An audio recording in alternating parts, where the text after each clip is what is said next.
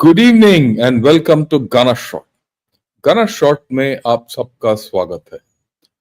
Today we gonna see what are the Chinese views have been about India-US relations, especially after a prime minister's visit to USA. Uh, what I'll do is today, I've been waiting to do this. I didn't react immediately because I thought we should get a long-term view of this whole story rather than getting a immediate newsy kind of a story. So what I did was I collected from different sources. One, what the Chinese uh, international media portrays and how they view it, and that's multidimensional. Let me put it at the outset. Then the Chinese vernacular, यानी mandarin के अंदर वो कैसे बात करते हैं हमारे देश के बारे में और about the prime minister. That's actually eye-opening. And the third, uh, to get balance into this whole story, I picked up the uh, CICR, China Institute of Contemporary International Research, Seeker, as they say. And they very interestingly put out analysis on in November, just after Trump got elected, before all this. And I got that analysis and I'll present it to you. So you're going to get three different viewpoints. That's the first part. The second part of the story is um, the fact that, look, there's a lot happening in the world. China has gone near Australia and sailing around and firing. We'll talk of that later, maybe over the weekend. And then you see, Trump trying to end the war with Russia and the different takes on it. And incidentally, tomorrow I'm going to put out a video at 8 o'clock in the morning. Members can already see it. Have a look at it. This is from someone who's lived his best part of his life in Russia, a person called John Helmer, he's a very mature man, aged person, who stayed over 3 decades in Russia. He knows the Russian system well, and we spoke for 1 hour today, and I'm putting it out tomorrow morning. Have a look at it. You'll get a clear idea of one perspective of the Russia-Ukraine war and where this peace process is going. We'll take that forward with him. He's some sort of my friend. Okay. So all that is happening. The elections in Germany and contracts are being made between Ukraine and US and all that. All that is there. But we have to be focused. Let's stay focused what's important to us. And what's important to us is China. Now, at the outset, notwithstanding what everyone said, if I have a very unbiased view about what happened during the Prime Minister's visit to USA and the way Trump handled him and the way he handled Trump, I think India has handled Trump the best. His allies have not been able to handle him. His enemies have not been able to handle him. Of course, he treats Russia on a different level. He's voted against everyone. He's gone against the grain in the UN. So there's something happening there. So to that extent, I think we have handled him the best. My view. Okay. Many in India don't feel so. And I was quite disappointed that some Indians have gone on Pakistani channels and spoken against this accord. And when Pakistanis themselves don't do so. But that's a different story. Okay. And they are fundamentally leftists. And I'm surprised that these leftists are aligning with Pakistan of all people, the third rate country. So that's something for us to ponder about. Right. Now let's get going with my, I have a serious presentation and I'd like to, I'll go deliberately um, so that you understand various viewpoints in this whole story. Okay. The first thing, what does Global Times say? Global Times says that 2025 will be challenging for India and its foreign policy. And they feel that, the key task for our government on Mr. Modi will be to keep India's interests upfront and keep the US pressure away without getting into conflicts like it happened with the Biden administration. Okay. Then the question they pose is, will the Modi government compromise further under tariff, the pressures of the tariff, as other countries have done? Or will it take a firm stand or will it give in? Valid questions. Actually, we've done nothing. We've neither taken a stand nor have we caved in. A lot of issues. We'll analyze this as we go along. Okay.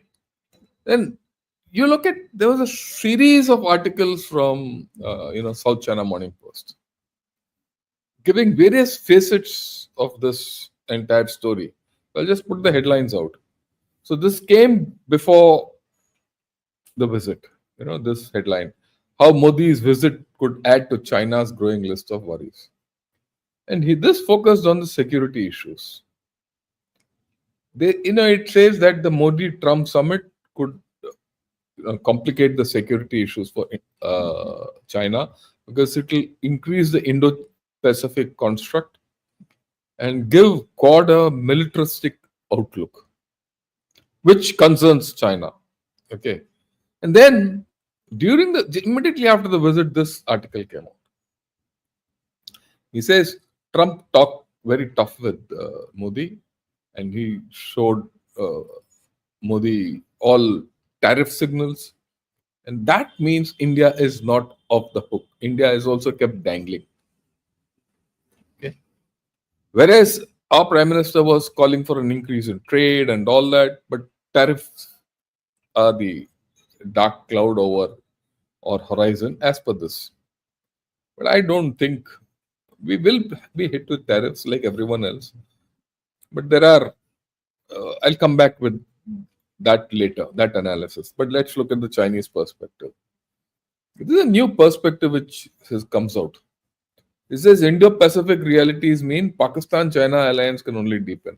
So they feel that, look, as India and USA, the partnership increases and they perceive it to be increasing, which means that Pakistan-China access will increase. And they're saying so. We need to do that. So that collusive threat will get reinforced. What we need to do, we'll talk of it. But let's understand the Chinese thinking. Then, somewhere Mr. Trump had said, India, US, China, and Russia can all get along, big powers and all that. He made a remark during one of his talks. So that got highlighted. Is it leading to a G4? I don't think so. Because what's happened in this entire past 2-3 months is Trump has spoken of G2 sometime, that USA and China can solve the world's problems. Somewhere he has spoken that of Russia, China, and USA. Now, during this, he has spoken of, he's included India also. So his stance is shifting. I have my views about it. So we leave it at that. But fact is that this angle has opened up. And then this is a very interesting angle. Now they talk of Chindia again. It says, look, Trump is putting so much pressure on India that India will be forced to turn towards China. So will Chindia come up again? Right? So, no, like for example, this fellow is from China. He says 56 since Vishwaguru went to USA for Tarif and came back with tariff. Look, this kind of trolling is useless. I mean, one has to analyze what the Chinese think. Obviously, this fellow is a Chinese or something like that. Okay. So let's look at what else happened and how things have. See, this is something very significant which has been brought out by the Chinese. The US aid freeze. He says, look, India gets an opening. Will India stand up to this or rise to the challenge? And in this, they're talking of Bangladesh, Maldives, Nepal, Sri Lanka, all this. But India has already stood up to that challenge. India is in a position to help bail out Nepal. It will come at the right time. Bhutan is well on our, side.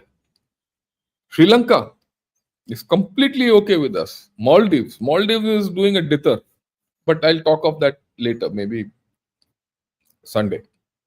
We'll talk about the neighbors. Stock of the, we'll take stock of the neighborhood. Bangladesh is a problem. Afghanistan, we're doing very well with Afghanistan. Pakistan to chhod dijiye. Even Myanmar, we're doing pretty well. So, will this USAID freeze give India an opportunity to flex its financial muscle? Because no, they're not going to get anything from anywhere. So, this is a point which we have to understand. So, if you see between South China Morning Post, Global Times, and all that, they've given various angles of this visit, which overall I thought was a balanced way of looking at things. Right? I thought, fine. Let's not expect China to praise what has happened between Mr. Trump and Mr. Modi. They will be criticizing. That's okay. But now look at their Mandarin press. And I got it from Guancha. I changed this is of course a translation. Have a look what he says. He says Liu Zhongyi. Who's Liu Zhongyi first and foremost? He is the director and researcher of South Asia Research Center of Shanghai Institute of International Studies. Shanghai Institute is a very reputed think tank. So there he is in charge of the South Asia research and he's made this analysis. It's a pretty deep analysis if you have a look at it. Trump wants India to cut meat. I don't understand that part. Why did Modi, who likes it so much, agree? But I leave that headline because the actual translation of Mandarin into English gives some funny ideas. But let me go further. He says Modi was the fourth head of state who went and were received by Trump. He says this is more like Trump summoned Modi and all his thugs and followers went to obey the command. It's derogatory. But that's the point. The Chinese outside in the international press are balanced. They appear balanced, but within they're very racist. They project an image in their own vernacular as if China is the biggest power. USA, of course, is the villain. Baki sab to bewkoof. Okay? And anything about India is completely derogatory. And why do I take this out? Because we need to understand this is what China professes, deals, and all that. I am very sure that no other news portal or YouTube channel would be getting you this kind of detail on what China thinks of us. If you do, let me know. I want to watch it. I'll educate myself. Okay, how does Trump look at India? And how does he position India? That's what he says. He says Trump wants to strengthen security and defense cooperation with India. We all know that. He wants to force India to buy a large number of high priced weapons. And in this, they're talking specifically of F 35. and India to assist USA in restraining China. Look, all this in Chinese is in very flowery terms. I have just culled out the major thing. Okay. This is the Trump outlook. What is Modi's outlook? Uh, Modi wanted to, as per them, Modi wanted to negotiate trade, tariff, and immigration issues with Trump, but Trump brushed them all aside. And as far as Trump is concerned, Indo Pacific strategy is the top priority. So, those of us who think there's going to be G2, Trump will bend to China and he'll accommodate China, I don't think so. You see the tenor of this kind of analysis, they are worried Indo-Pacific. Okay, they're worried India getting armed by American weapons. Let's be very clear. And for that, to that extent, they'll never be our friends. We can never trust them. In any case, no one can trust Chinese. Okay. And then he goes on to say the strategic mutual trust is not strong. And India is not willing to become a cannon fodder ally of the US to contain China. That's the presumption. That's the presumption that India doesn't want to contain China. We might say we don't want to contain, but definitely the fact that you have spoken of Indo-Pacific and you going to host the Quad summit here itself is a direction to contain China. And says India does not want to rely too much on USA, whether it's weapon equipment, but India wants to localize production and technology and get technology from America. He's right. This part is right. Why should I depend too much on USA? Like I did that, program with General KJ Singh. We need a balanced approach. We need to be in a look. If we can't get technology, we those things, and we have to continue to import, which is a fact. For high tech equipment, we don't have a choice because we have not worked earlier, so there's no point looking back. Why? Let's balance. Maybe 15 to 20%. Don't cross a threshold beyond a threshold with any country. At one point of time, we were 70% dependent on Russia. Now it's come down to about 35%. Ideal with Russia is any country is about 20%. The four major countries where we import from: Israel, France, USA, and Russia. 20% each, and the rest 20 from South Korea, and a few of the East European countries and all that. So you have a balance. So if our relations go bad with one, it doesn't matter. Okay. Then he goes on to say defense cooperation has technical problems. There could be these technical problems are procedural also in nature. There's a complexity of technology transfer and India's underestimation of its own ability. In the sense, this is also derogatory when he says, no, India doesn't have the confidence in its own ability. So it has to depend on others, and this will not go away. That's the intonation. And he says India is also very tired of high prices of US equipment and the slow progress of technology transfer. Well, we are. He's only stating the thing. We've told the Americans we have to hasten up, delivery of what we have paid for. For example, they have 404 engines, Apaches.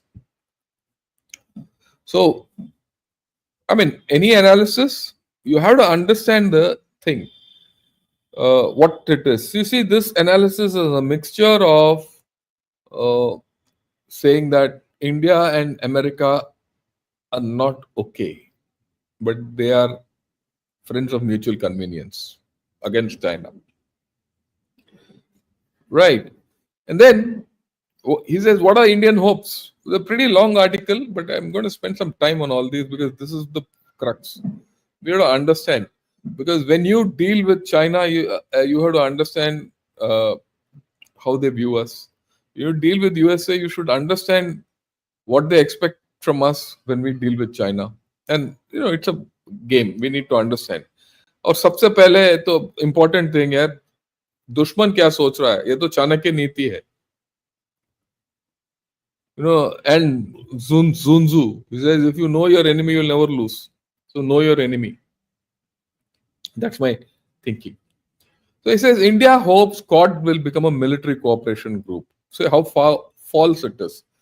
Our stance is that India should not become a military cooperation group, but Quad should be a thing for global good. There is a economic thing. There's a vaccine cooperation, medical cooperation, supply chain cooperation, and all that. For us, the militarization is the last part of the story. But for China, what they project within is that Quad is a military cooperation group. It's an alliance like NATO. And of course, India hopes that IPEF, Indo-Pacific Economic Forum, should be expanded so that it can counter BRI. And India also hopes for Quad Plus, South Korea and others. But I don't think we've ever hoped for Quad Plus. But this is what they inculcate in the minds of the Chinese. Because these Chinese newspapers and media is well read inside. Now, what does Trump want to do? He wants India to play a greater role, right, in defense and security. And he's not interested in economic cooperation, as per them. He's only interested in defense and security. But I think that flip is true. We know Trump to a large extent is more economically oriented. So he will look at economic cooperation because markets are here. And if America has to be great again, he needs our human resources. Now they also say that, look, Trump during his elections had said, I'll put 60% tariffs on China. But he didn't put. So far, he's not put. And he says that makes India worried. And India is worried that Trump and USA and China will reach some kind of a G2 deal. And that worries India because then India will be left out of the cold. Am I worried about it? No. Will Trump get a G2, go into a G2 deal with China? Very difficult. You just watch what's happening with Russia. See how things are happening there. That's why watch tomorrow John Helmer, what he says and how complicated things are. Okay. Don't go by the Western press. This is the Russian angle which John has set out. Have a look at it. And then, of course, this derogatory thing that India's attitudes on tariffs and immigration are very obedient. India will do whatever Trump says. And why? Because India wants an Indo-Pacific strategy. So, Indo-Pacific strategy, Quad, this will keep coming up and again. And he says India wants to use USA to contain China and promote its own rise. He's right. We want to do that. I would like anyone who helps me to help me to contain China so that we can rise. Okay. India can't contain China. Let's be very clear on its own. We can restrain China on certain issues. But containment, even USA can't contain China. It will take the might of India and USA along with Japan and Australia to contain China. Okay. This is the Chindia factor. I showed you South China Morning Post where they said, will Chindia happen? There's a chap called Maukeji. It was actually the spelling in this thing is Mao, M-A-O-U, M-A-O, and K-G, K-E-G-I, J-I. And this chap is from Tsinghua University. He says, will Modi turn to China after being turned by Trump? It's not turned by Trump, actually spurned by Trump. That's the thing. So it's a $1 million question. See, the hope is, I mean, their way of analyzing this whole thing is that Mr. Modi has been spurned by Trump. And since he's been spurned by Trump, he will turn towards China, and then China has to decide what to do with India. So, what's his logic? I mean, we need to understand this logic. Yeah, sorry, that slide is not up, but this is small letters, so I'll show it to you a little bigger. Okay, it says Modi's most frustrating foreign experience, this trip to USA. And he says Modi was extremely obedient. He made concessions on defense, on import tariffs, defense procurement, and illegal immigration. It was like kissing the ring. Modi has gone to kiss the ring of the emperor. That's the words they've used, right? And and he says while they talk of this thing, the Indo-Pacific strategy was not greatly discussed, and China was rarely mentioned. So that has disappointed Modi. And he says Trump has knocked India hard on the shackles of immigration and reciprocal traffic. These two have, put India on the back foot. When you say shackles of immigration, it is those people who were returned by aircraft with shackles. He says that's a hard knock which Trump has given intentionally to India. He says India thinks that oscillation between using US or Russia once is strategic autonomy, that don't get aligned to anyone but oscillate between the two. So, but it's not. That's what he says. There's this thing that the Indo-US partnership is the partnership of the 21st century. Then he explains it has three majors of cooperation, or rather three areas of cooperation, which is national defense, trade, and technology. That is right? National defense, trade, and technology. And it corresponds to the benefits which USA expects from India. What does USA expect from India? Arms profits, trade surpluses, and research and development contributions. So he's also defining what is the content of this, and he's explaining to everyone. And then, of course, he's mentioned this business of Bangladesh coup. When Trump was asked about the Bangladesh coup, he first denied the involvement of the USA, and then suddenly said coldly, I will leave the matter of Bangladesh to Prime Minister Modi. He says this is a thoughtless flash, is the most straightforward, which vividly reflects Trump's enthusiasm for spheres of influence. So this is scary for China. He says what? He says by doing this, what is Trump doing?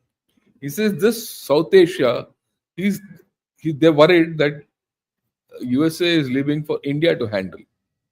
And this will be India's sphere of influence, which will exclude China. And USA will be the backstop. This they're worried. They're worried about this Bangladesh development. Let's be very clear. And we need to capitalize on this. How we handle Bangladesh depends a lot.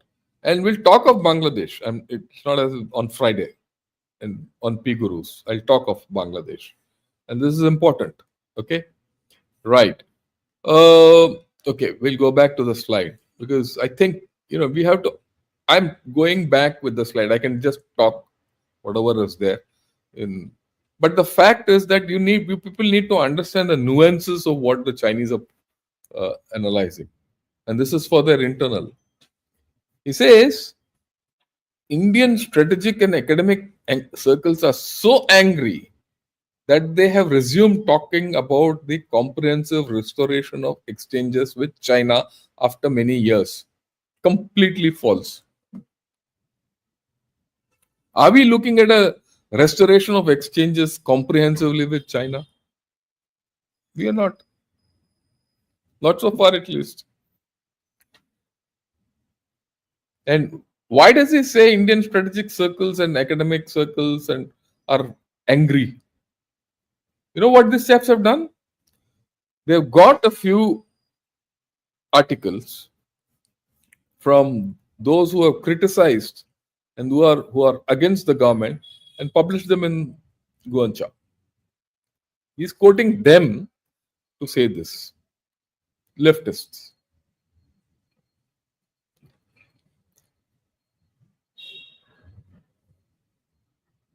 He says, after all, even if it is not sincerely friendly to India, it will be conducive to India's improvement of the value of United Front in the eyes of USA. He says it's okay. Even if India makes a foray with China and it's not sincere about it, its value will go up. So he says India is playing a double game. That appear as if you want to go towards China so that suddenly USA starts making concessions. So they don't trust India. Since they don't trust India, we should be very clear when we deal with China. There's no trust. One of the things which keeps coming back and back and back and back and back is that our mutual trust is zero. How can you do business with such a nation which lies? And then finally he says, after this twist and turn, the future that China-India relations can meet is bound to stabilize and rebound.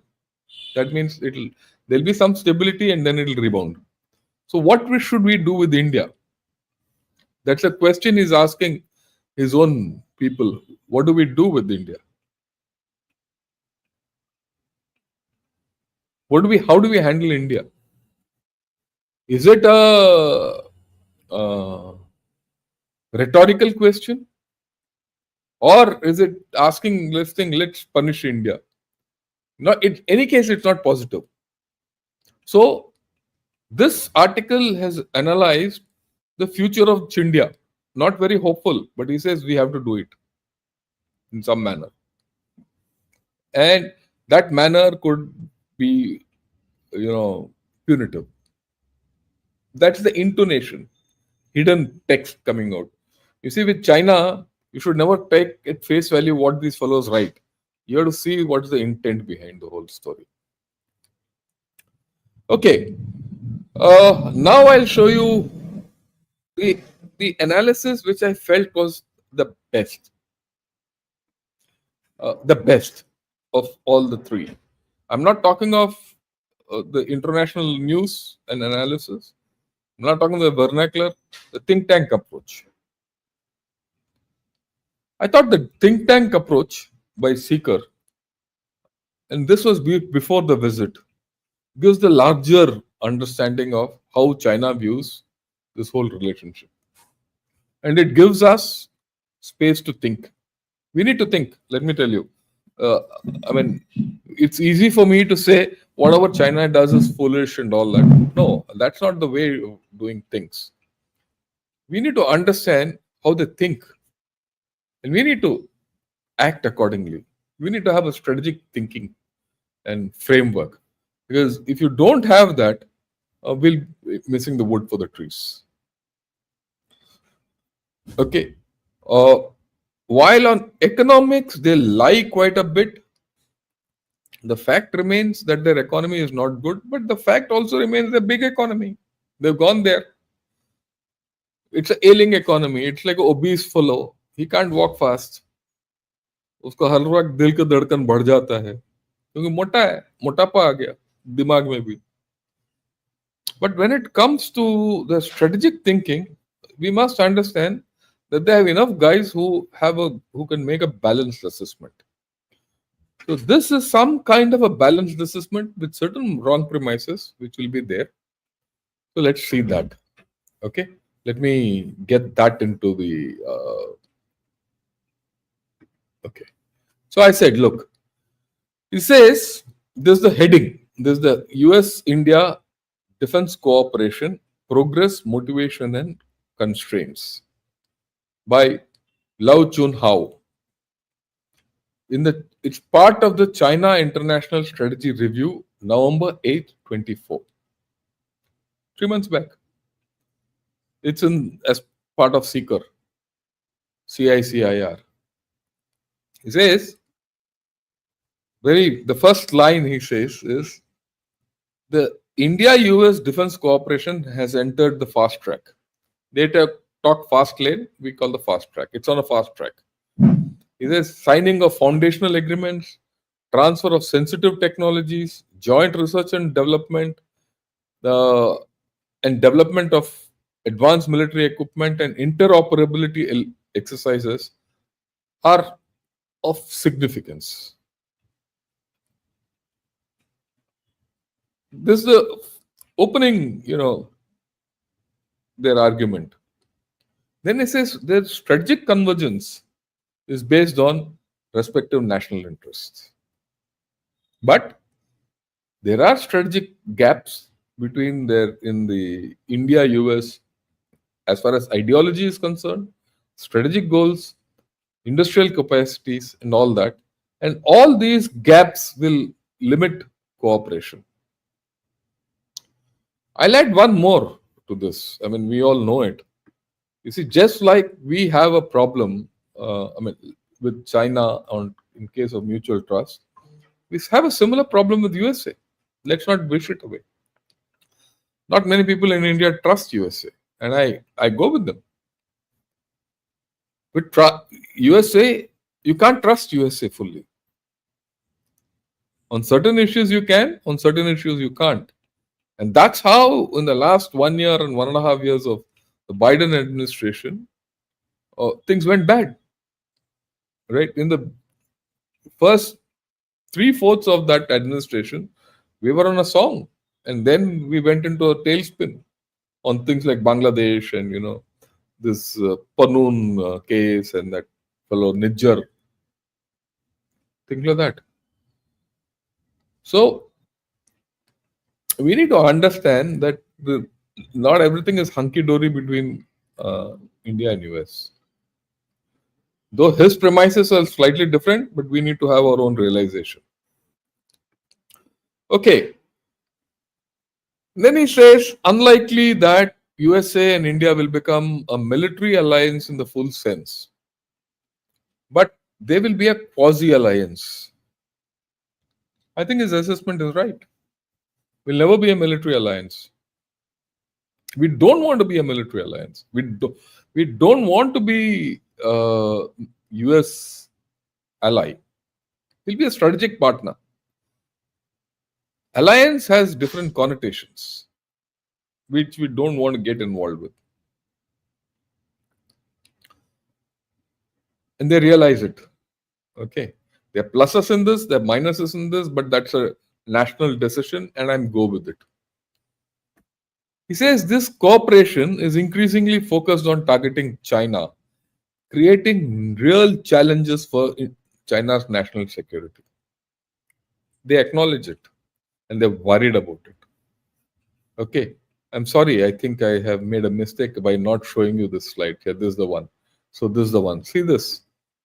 So it's focusing on targeting China and creating problems for China, which they are at times at odds as to how they do it. And I have always been saying that this problem with China will continue because China has got itself into a forefront situation, which I keep repeating, which people need to understand. China today has a Korean peninsula which is unstable, and that's their, फौज में एक DFSOS होता है, defensive fires. What is defensive fire? When you're in defense, You say, okay, enemy can come here along this, at this place when he comes, I'll engage him. That's a defensive fire task. If he comes on another direction, I'll engage him. A third direction. So wherever the enemy is likely to come to attack you, you nominate places where you can bring down your defensive fire. In all this, there's something called DFSOS.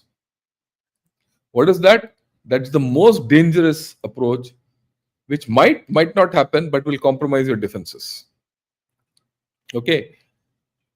On that, if the guns are not engaged elsewhere, guns will be engaged, kept ready for the DFSOS. And when you say DFSOS, you give a code word, they fire. That's the connotation of a DFSOS. For China, Korea is the DFSOS. Please understand this. Okay, that's the thing. So they got 4 fronts: Korea, Taiwan, South China Sea, India. And of course, backstop USA in the Pacific, backstop India in the Indian Ocean. And they're worried. Okay, so the security challenges which India and USA have created for China are huge, and they acknowledge it. Okay, what is next? He goes on to say, there are expanded areas of cooperation. So, what are the expanded areas of cooperation? Joint military exercises. They're worried about the joint military exercises which we have carried out. He's analyzed in great detail. He says USA is the country with which India has conducted the most joint military exercises and military personnel exchanges. We don't know about this; they know about it. And he's quoted the US Congressional Research Service in this. I didn't know about this. That we have had maximum joint military exercises with USA. And he says it covers all services: Yuddhabhyas with the Army, Sea Dragon with the Navy, Cope India with the Air Force, Vajraprahar with Special Forces. That scares them. Special forces have a different connotation. They can do funny things. And then joint military exercise called Tiger Triumph and Malabar. Malabar to annual. And you not only exercise with USA, you're exercising with many navies. That's part of Quad. So it worries them. And then what worries them is this. Next thing, what he analyzed, he says US share in India's defense trade is increasing while that of Russia is decreasing. And this has happened over the past 3 to 4 years. This worries them hell of a lot. And what is more, says there are cooperation in new domains: ocean, space, artificial intelligence. They're worried. And we have started exchanging LOs.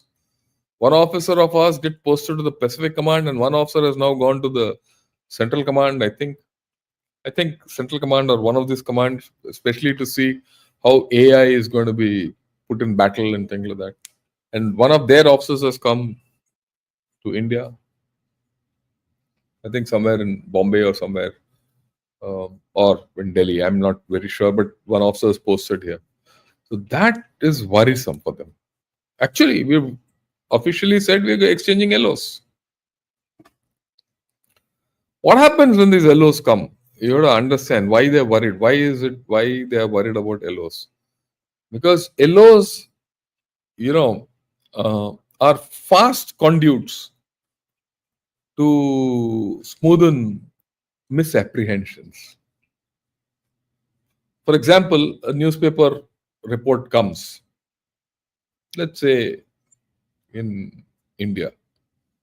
So the American officer here, who's working in an Indian military headquarters, can quickly talk, because he's part of us, and say, what's this?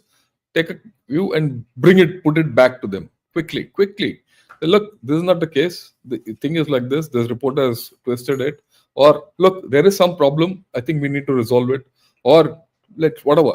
You know, same thing both ways. So those LOs are very important. It's not just communication and all. Physically, if you are, staying with each other and working with each other, working across a desk, a lot of things, okay, work out. And that's something which you all should understand. Okay, now let's go ahead. So that worries them huge. So this AI space, the cooperation between ISRO and NASA is huge. And what we are doing in open oceans, mashallah. Okay. Then he's put a full chapter on strengthening defense systems integration. I want you to see the heading systems integration.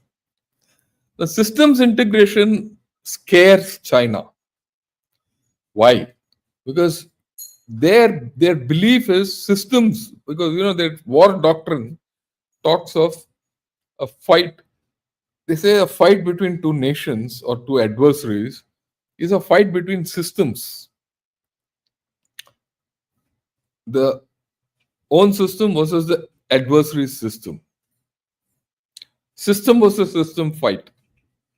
So when system integration happens between two adversaries, it scares them. It worries them. So what does he write in this assessment? He says US and India have reached many consensus on cooperation concerning the sharing of high-tech, sensitive technologies and integration of defense industry ecosystem, which is considered a qualitative shift. This is just not military integration, but it is an integration beyond that. And this integration will go forward.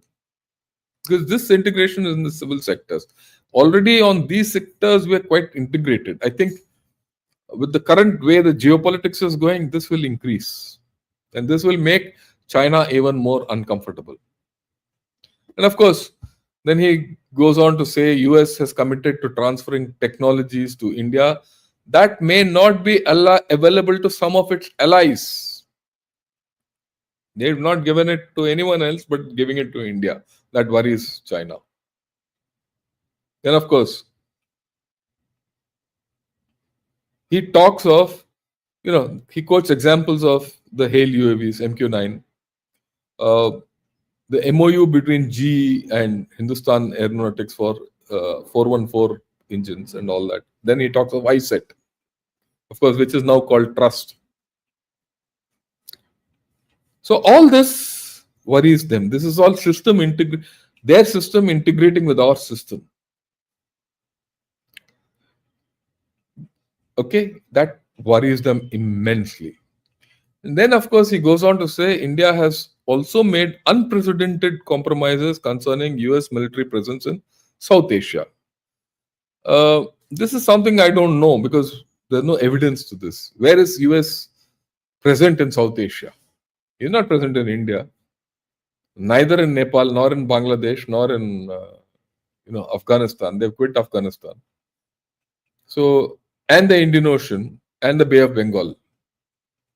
The US presence in Bay of Bengal and Indian Ocean is the least if you consider the Indo-Pac Command.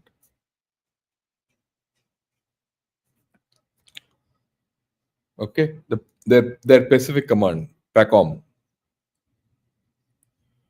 So this is somewhere I think their assessment is wrong, but so be it. They are assessing it that way. You can't stop them. That's how it is. And then the last point, which I have been talking of, and which I think they've caught on, and it worries them, and it should worry them. India agrees to provide maintenance and repair services for US Navy concerning mid-voyage and emergent repair purposes. This is a very important development which has happened over the past 2 years. You see, US is operating so many ships. When they have to go for repairs, major repairs, right, or emergent repairs, where do they have to go? They have to go back to USA or get repaired in Japan and all that. He says now they don't have to do that. They can come to India. And that's how, like I've been saying, okay, you buy defense equipment from USA, that's okay. But as far as you repair their stuff, you do, and that's quite a lot. Huh? Many people don't understand this. In defense exports, repair, refit is a major component. It's revenue. It has to happen. You might buy a ship, but you have to repair it throughout its life. Shipping, you might buy an aircraft, but you're dependent on the OEM throughout its life. Similarly, China, USA might have a ship here, but it needs repair throughout. So why won't it come to you India and get and do repair? That's the thinking. Why doesn't India become a major MRO hub for aircraft, even civil aircraft? This worries them. Okay, so it's very right. So the defense integration of defense systems is something which worries China quite a bit. Okay, and it comes out in this analysis. Then it talks of what is the motivation for deepening the US India defense cooperation. It talks of it in great detail. Again, I'll make it big because the lettering is small. Okay. He says first motivation checking and balancing China as a strategic driving force. And this is unanimous. This is across the board. See in all the analysis talks of this. He says convergence of interest is a realistic basis. Again, everyone talks of India US convergence of interests. Now, then he says change of India's policy is an important variable. That India has changed in the recent past how to deal with China, and it has gone closer to USA. Okay, and US has comprehensively conducted strategic competition with China, and that is an inevitability, and that motivates India because the strategic competition between US and China won't go. We need US support, so we will align. That's the motivation for us to align with USA. That's a fact. And he's identified it. I'm glad they've identified it. Okay. Then he says USA has strengthened its alliance system and military deployment around China, which is again a statement of fact. He says it has intervened in the Taiwan Strait, South China Sea, and the Sino-Indian border due to various dispute to various extents. Again, a matter of fact. India has changed this is what I said. India is no more hesitant. He says India has changed its historical hesitant attitude about defense cooperation with the US. It no longer hesitates to obtain and use US intelligence and equipment technology to counter China. They have very correctly identified this, that we are going to do this. After all, there is evidence of this, and we need to do it. And one of the areas of US-India defense cooperation is intelligence. The cornerstones. And from a US perspective, they feel that, look, when this cooperation, trust will develop through intelligence sharing. And that's something this fellow has missed, but that's okay. Why should I put in words what he has missed? Okay, what next? Again, small, sorry. He says India hopes to make use of US to promote its own defense industry and defense capacity building, we have spoken earlier. India's domestic politics and foreign strategy have been undergoing major adjustment and changes, which is a fact. We have changed. And who's forced us to change? I mean, that's something which he has not spoken. Who's forced this change on us? It's China. After all, we had very good equation with China till 1718. After all, that fellow Xi Jinping came, Modi ji के बगल में बैठे, झूला झूला, महाबलीपुरम आए, sand में घूमा, बीच की तरफ घूमे, सब कुछ हुआ ना. उसके बाद they came to Eastern Ladakh and changed our attitude. So naturally our attitude has changed. and it will not go back because they don't have trust. I've shown you what the internal show is through the vernacular press. You must understand the first one is completely reactionary to that visit, and international media they've approached a particular approach. This is a in-depth approach which they put it out again in thinking think tank in the international media. The other one is not available so easily. You have to take effort to get it out. See the difference in the thought processes. So we had to discern how China is doing all this. Okay. Then he says, yeah, this is something you must all see. So I'll make this big. Okay. Then he says, China has completely lost India, and India needs to ally with the United States. Have been quite popular among the Indian strategic community. These two strains. So I'll ask the counter question. The counter question is, has China lost India? It has. We might get into temporary accommodation, but it has completely lost India, which I'm glad they've realized it. The second thing, right? The second thing, of course, is India needs US to sort out China. It does. We should not have a doubt about it. We do need US to sort out China or keep China at bay. I won't say sort out, but keep China at bay. So all this, goes into their thinking. So we need to understand they know precise. They are judging us as we have judged them. In fact, I would put it like this: they judge us better than we have been judging them. We've been actually foolish because we don't read what they write. And again, it astounds me why people don't subscribe to a channel like mine where I get you information from China. What does the Chinese think? We want to take all bloody useless channels and you people want to see. And I mean, that's all I can say. It's a bit of frustration also for me because I take all the effort, so no one bothers about it. So I'd request all of you, if you like what I'm talking, please press the like button. Subscribe to my channel. Because I don't have any method of giving you masala. कि पाकिस्तान टूट जाएगा, China लुढ़क जाएगा. No, sir. I will give you the truth. By Satyameva Jayate, we'll win over China and defend our country. Only we have the capability of speaking the truth. Okay.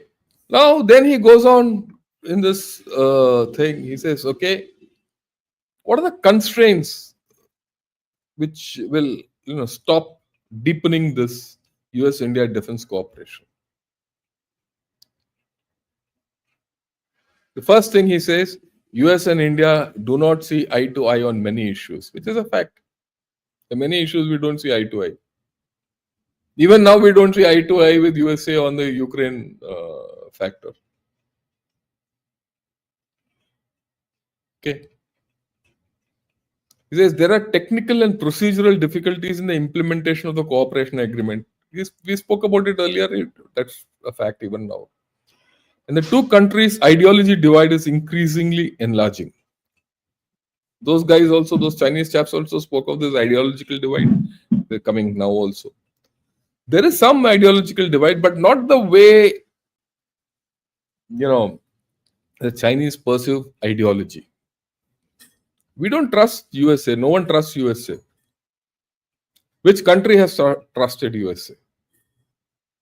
All those countries, including the West, which has trusted USA, उन्हीं के against vote किया यार अभी Ukraine.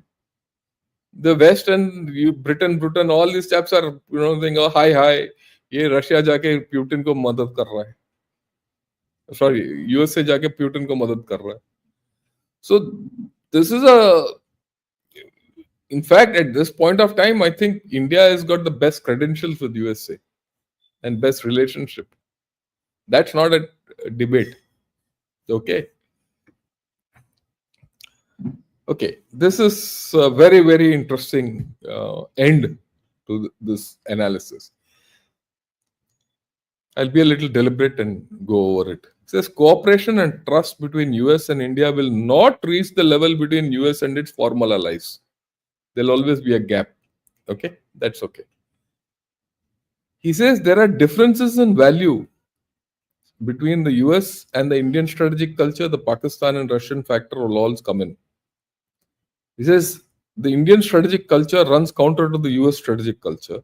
And then Pakistan will come in and Russia because uh, Pakistan is closer to US, so we don't trust them. We are closer to Russia, so US will not trust us. It's a fact.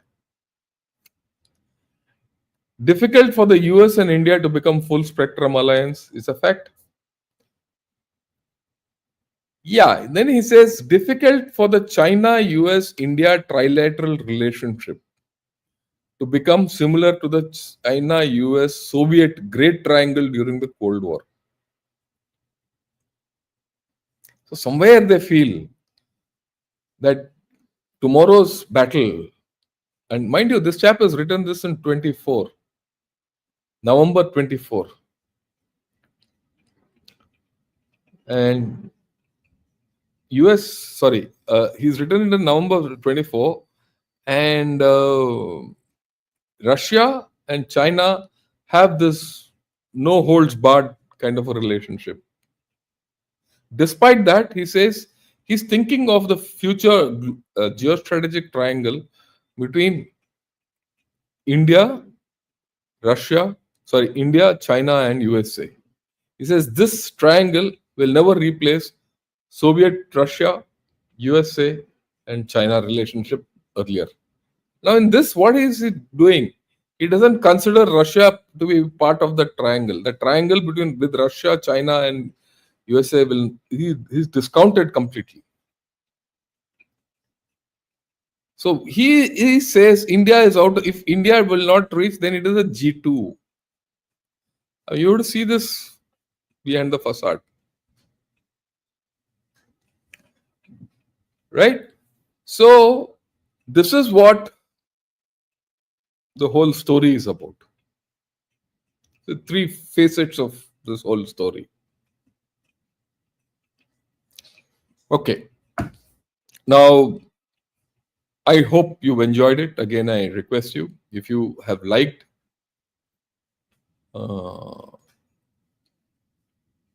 please do press the like button and subscribe to Gana Shot and ask your friends also to join in. And I'll take some questions. I will not take all questions because I see some Chinese have come and they are giving some nonsense as usual. Okay, I will not take it. Yeah, with the passage of time and circumstances, if Bharat, USA, and Russia find reason to team up, what effect would this have on China and its hegemony? You answered it, Akash. Fantastic. That's the worry today with China. That's the worry with what Trump is doing with Russia. If if he puts a price on Russia, and Russia might buckle,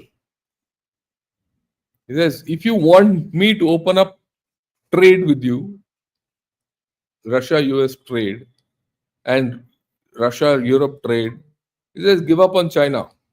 If that happens, what happens to China? That's their worry. There are a lot of articles which analyze this factor. Some say, oh, there's a problem. Some say, no, no, no, we are very thing. Okay. So it is all the way. Okay. Right. Thank you, sir, for your great work, fantastic understanding. Thanks a lot, Aris, for your contribution. Uh, and Dinesh, thanks for joining Gana Shot as a YouTube as a member. Welcome to the family. Okay, right. Yeah, General Shankar, really appreciate the depth and detail of your presentation, insight and analysis. It's really informative and very helpful. I'll say is, this is something we have to live in reality. And I would request all of you to, present it to everyone, give it to your friends. Yeah, and Lalit, thanks a lot. Excellent work today and yesterday on the Baluch issue. Yeah, that Baluch issue is something which we can never forget. If we forget, we are going to pay a price for it. In fact, we need to rethink of the whole thing. If you are Xi Jinping CCP, how do you throw a spanner into the works, direct or indirect, to spoil the understanding between US and Russia as well as affect Indo-US relations? We need to think. I completely agree with you. I completely agree with you. And that's what they're trying. You'll see that. But at this point of time, China has a few problems. And you have to understand that bit also. The problem with China today is that it doesn't have many levers, and I think there's a power struggle on. And what I heard is, I don't know, but I'll discuss this. It'll come out. Xi Jinping might have had a second stroke, a minor one. The first one he had last year. We spoke about it. That's confirmed now. So if he's not very well, and their economy is in tatters, which I spoke of to you yesterday, not yesterday, the day before. Their economy, Japanification is on. So they don't have too many levers at this point of time. Okay. And you have to consider the entire thing. If they're trying a new strategy against Taiwan, they're doing what is their new strategy of over militarization or military assertion is on. And I'll talk of it because they've taken 3 warships in the Tasman Sea. And maybe on Sunday I'll talk about it because there are other things also. Yeah. So all that is there. Uh, One piece, China is shifting its industry to Mexico and other countries so that it can keep on trading with USA. I think One Piece G, you're out of date. You're completely out of the date. You're not giving me new stuff, and people are not fools here. So this kind of a thing is out. That's also getting screwed. Don't worry. What is the long-term strategic reason China prolongs the border conflict other than? Oh, this is a great question because they'll never agree to the conditions. The moment they do, they feel that we'll have other things. In fact, I would suggest Anand have a look at the thing which I did on the Chinese perspective on the India-China border relations. Have a video. Have a look at that video. What I'll do is I'll put it in the comments and pin it to the top. Have a look at it. They'll never do it. There are very good reasons I've analyzed them. Okay, they'll because you see, for them, you have to understand what is their demand for us that we don't go with USA. Okay, and we remain neutral, things like that, and we increase trade with China. That is their demand on us. What is our demand? Settle the border. They don't want to settle the border. They feel settling the border is permanent. If they settle the border and tomorrow you go towards USA, they're finished. That's their thinking. So I would suggest you go through that because that itself, what the question you asked me, Anand, is completely, it'll take me 1 hour to explain the whole thing.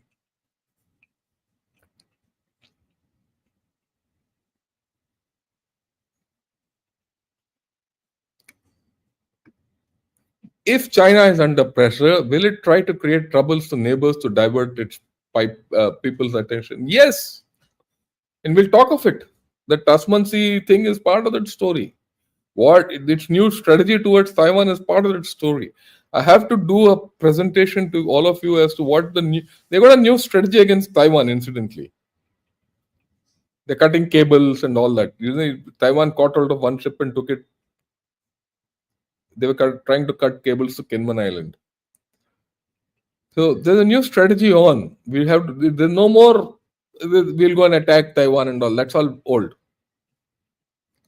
There's a new military assertion on the Farsi approach of China.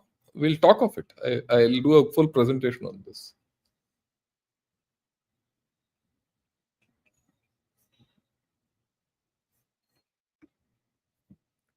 What is the status on the LSC? Has anything changed after the last big announcement? Seems like both armies are there. And yeah, they'll continue. And nothing will change. And just for your information, Sid, I'm going somewhere near the LSC next month, early next month. I'll be interacting with officers there, and I'll come back and give you the assessment. But nothing has changed. People are still up there. Okay, let me see.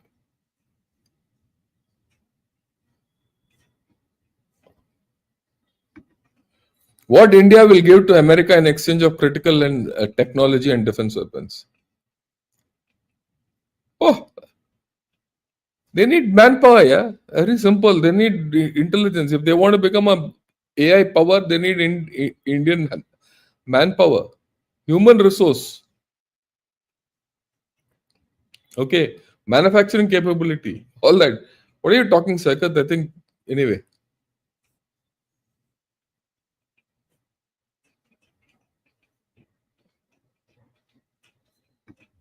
Yeah, please do not feel bad. I personally have told at least 50 people to see your channel just in case the way, since you're to the point. Yeah, that's okay, Joydeep. Look, let me also tell you this channel serves two purposes. One is, of course, more people in India come to understand what I talk about China and things like that. That's one part of the story. The second part of the story is informed analysts see this channel very seriously. So at times when I used to feel that the number of people watching a particular program are less, or my membership is not going up the way it should, all that, I've expressed it to a few people. They said, "Sir, please don't stop it because we rely on this." And let me give you an honest opinion. I was in army headquarters last week. So one officer came and shook my hands. He said, "Sir, thank you for all the information you're giving because it makes my mind clear." I said, "What's your appointment? What are you doing?" He was a brigadier. He said, "Sir, he's handling a very important assignment. I'll not say where, when, all that." He says, "There's hardly a single day when I don't watch some of your videos and some of your old videos to see and clarify my mind to tackle certain issues which come up." So I said, "Yeah, I can never stop gunner shot. Even if five chaps see it, even if one chap sees it and that one guy uses whatever I say in gunner shot for national purposes, my day is made." So Joydeep, I am not, but look, as a nation, I feel bad that our people see third-rate channels. I call them third-rate because they talk nonsense. Some of these channels, have people who not seen the LAC at all, even at one point. That's a different story. Yeah, I also understand what you're saying. Serious discussion has less takers. That's okay.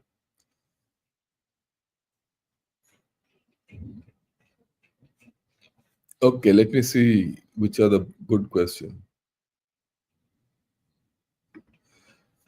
Given previous exorbitant billings of US military industrial complex and now with counters expected from China on Trump tariffs to make materials expensive, can defense manufacturing shift here for cost? Yeah, it can. It can. I have always said so. And some have done this. There are,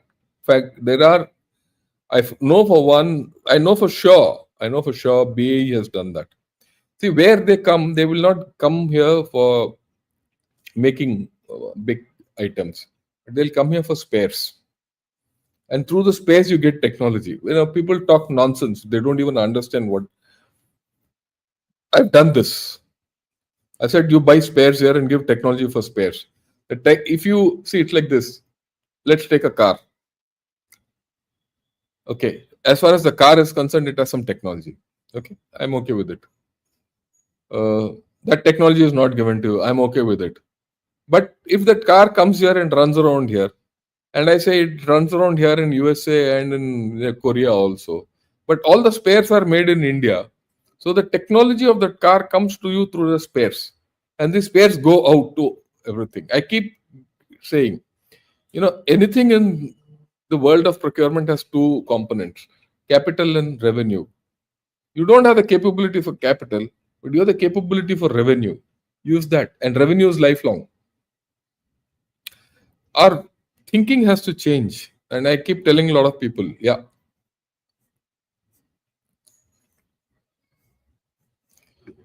Winkle, watch tomorrow morning's episode.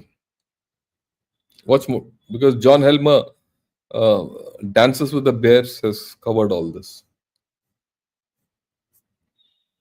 Okay, right. Okay, now let me go back to the end and see if there are any questions. Hmm. So, it's a very good session on Baluch issue, a complete new perspective. Please do more sessions like that. If possible, get people from KP and GB to create more awareness about. I'll do that. I'll do that. I've already told the thing. I'll do that. Okay. What about Chinese spy balloons? What were they meant for? Where did they suddenly look? Chinese spy balloons are meant to spy. They're not disappeared. They're still up there near space. Only thing is, you see, what happens is as you keep going up, up, up, their footprint increases. So they are there. But you can't stop people from going into space. You can't stop people going into satellites and all that. They are there and they'll use it. Uh, Request you more frequently on Balochistan too. I'll do that. Yesterday I started it. Suddenly when I saw Fazlur Rahman's speech in the parliament, and then I saw Mahrang Baluch's speech, I said we should do one on this. That's how I did it. Okay. Please ask an Air Force person like yourself. We'll get a new, different perspective. We spoke with Diptendu Chaudhary on News 9. Aksh, please have a look at it. I did a full show with Sandeep Punithan and Diptendu Chaudhary and self, who was commandant NDC. यार आप लोग देखते नहीं हो जो मैं out करता हूँ. See, let me also tell you, I have some kind of a collaboration with News 9. So when I go on their shows, I get the thing and put it on Gunner Shot. And I go on their shows only when they're good topics. Otherwise, I don't go for the normal news. Only analytical topics I go. Similarly, with Pre Gurus and Sri Iyer, I go and it's a joint broadcast. With News 9, it can't be a joint broadcast because it's a news channel. But they give me all feed and I put it. So watch those. Those are as good as what my analysis is, because it's my analysis there. And what's more important, News 9 gets good people from other places, and you'll get a different perspective. You'll get a rounded perspective. Okay. I would suggest you see this. I mean, a YouTube channel like yourself with some monthly. Yeah. Look, I can only do that much. Please understand that I'm still busy with other jobs. So whatever I can do, yeah. Will Trump sweep the Tibet issue under the carpet or use it as a leverage? We don't know. To be very honest, nothing has happened so far. Let's see. Because I don't think Trump will be interested in Tibet. That's my personal view.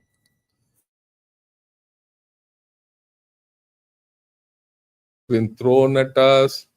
Yeah, I have covered the start questions also. So, yeah, thanks a lot. And, come back tomorrow. Tomorrow is another interesting topic which we're going to have. And till then, I mean, like every day is going to be an interesting topic. But now suddenly I've forgotten what the topic for tomorrow is.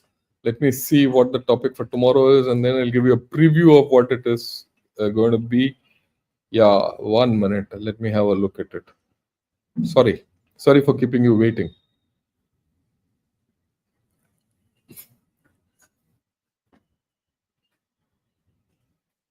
Yeah,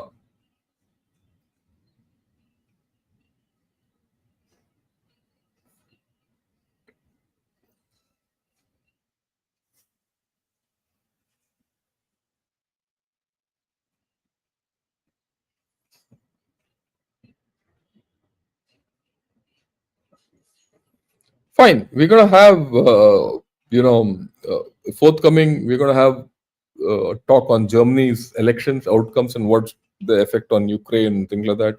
We're going to talk of corporatization of intelligence, which is a new topic altogether. Then India's dual strategy, that's 27th. Yeah, that's tomorrow. What's our strategy to handle many things? What's our diplomatic strategy or military strategy with Arun Saigal? Which is going to be something new. So come and join in. And on Friday, we're going to talk of Bangladesh because a lot of issues have happened in Bangladesh, right? So with this, thanks a lot for coming. Jai Hind and Vande Matram.